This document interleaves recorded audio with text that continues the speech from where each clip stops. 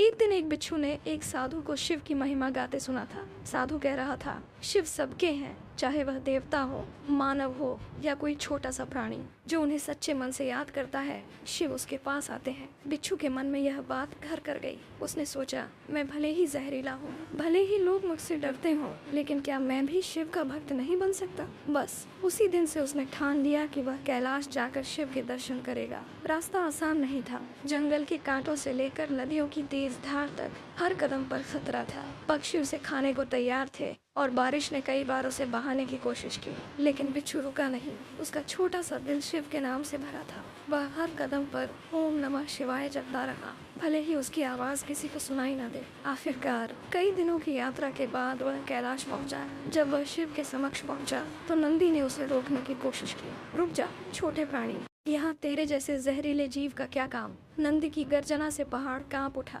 लेकिन बिच्छू डरा नहीं। उसने अपने डंक को नीचे झुकाया और विनम्रता से कहा, मैं यहाँ अपने डंक से किसी को नुकसान पहुँचाने नहीं आया। मैं तो बस शिव का भक्त हूँ, मुझे उनके चरणों में जगह चाहिए। नंदी उसकी बात सुनकर चुप हो गए। उन्होंने सोचा, यह तो देखना पड़ेगा कि शिव इसे स्वीकार करते हैं या नहीं। बिच्छू धीरे धीरे शिव के पास पहुँचा। उस समय शिव का ध्यान टूटा और उनकी नजर उस छोटे से प्राणी पर पड़ी। शिव मुस्कुराए। उनकी वह मुस्कान ऐसी थी जैसे सूरज ने बर्फ को पिघला दिया हो। कौन है तू छोटे प्राणी? शिव की आवाज गूंजी। बिच्छू ने सिर झुकाकर कहा, मैं एक तुच्छ बिच्छू हूँ। हे महादेव, लोग मुझसे डरते हैं, मुझसे घृणा करते हैं, लेकिन मैंने सुना है कि आप सबको अपनाते हैं। मैं आपका भक्त बनना चाहता हूँ। शिव ने उसकी बात सुनी और कहा, भक्ति का कोई रूप नहीं होता, न ही कोई सीमा।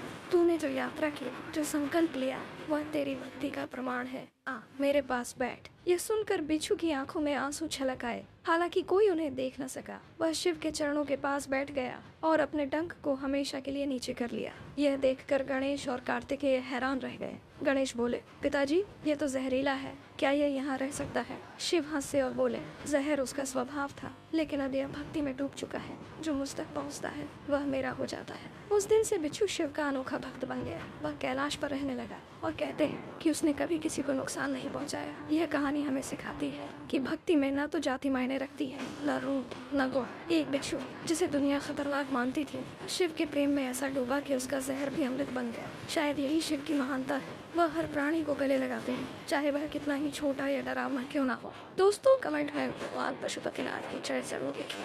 दोस्तों, वीडियो अच्छी लगी तो लाइक और कमेंट करके चैनल को जरूर सब्सक्राइब कर देना। आपका बहुत बहुत